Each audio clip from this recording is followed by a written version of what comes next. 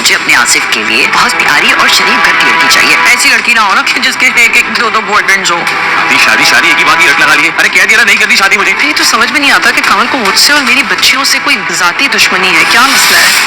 बचपन से ही ऐसी है, कोई ना कोई तल्ख बात कह के सुराख कर देती है सीने में। मैं ये सोच रहा हूँ कि 1-2 दिन में आप ही और मिर्जा भाई का एंगेजमेंट का इवेंट रख लिया जाए। मेरे ख्याल से इस चीज का मशवरा आपको आप ही से करना चाहिए। मरियम ना पहले सिप्ते की बहनों के बहुत ऊपर चढ़ना शुरू हो गई थी, बहुत उनको अपनायत दिखाना शुरू हो गई थी। इस किस्म का इसका बिहेवियर था कि जैसे सिप्ते से ज़्यादा वो इनकी जो है ना वो वेल विशर है।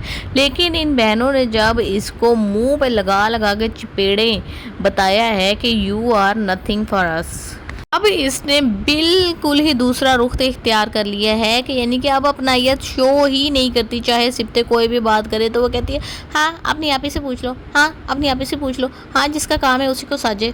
भाई अगर तुम इस किस्म का रवैया अपनाओगी तो जाहिर सी बात है सिप्ते यही समझेगा कि इसको तो मेरे घर में कोई इंटरेस्ट नहीं है, ना मेरी बहनों में।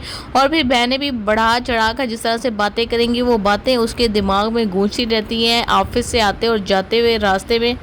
दूसरी तरफ नौशीन है जो फुल लाइनें मारने में मसरूफ़ है और वो अपनी लाइनों में कामयाब होती हुई मुझे नज़र आ रही है कि नौशीन की शादी जो है ना वो सिप्ते से जल्द ही हो जाएगी और मरियम दोबारा प्रेग्नेंट नहीं होगी, इसलिए ये अपने घर को सुधारेगी। फुफ्फो को देखो जिस घर में रहती है यानी कि जिस दाली में खाती है उसी में छेद करना शुरू कर देती है। उनके घर में बैठकर उन्हीं की बेटियों की बुराइयां इससे ख़त्म नहीं हो रही। अपने नकारा निखट्टू और घटिया लड़के के लिए लड़की ढूंढ रही है और सारी जो गलतियां हैं ना वो इनकी बेटियों की हैं।